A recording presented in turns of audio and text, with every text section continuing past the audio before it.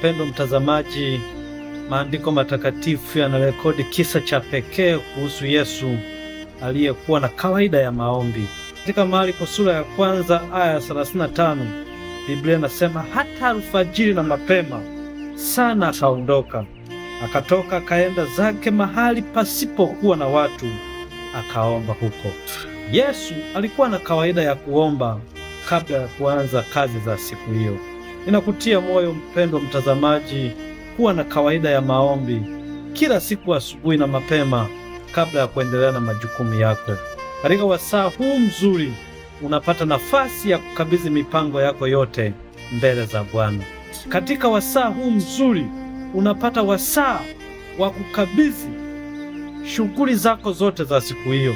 Katika wasaa huu mzuri unapata muda wa kujiweka wakfu mikononi mwa Bwana.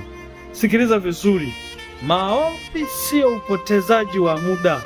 Katika kitabu cha Shuhuda kwa Kanisa, gombo la 7 ukurasa wa 194, anasema kila asubuhi chukua muda kuanza na sala kabla ya kuendelea na kazi zako za siku.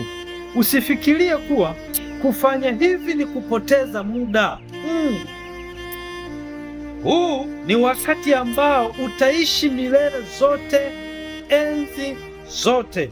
Kwa njia hii, mafanikio na ushindi wa kiroho yataletwa tunapopata wasaa mzuri wa kuzungumza na Mungu kupitia maombi katika saa za asubuhi.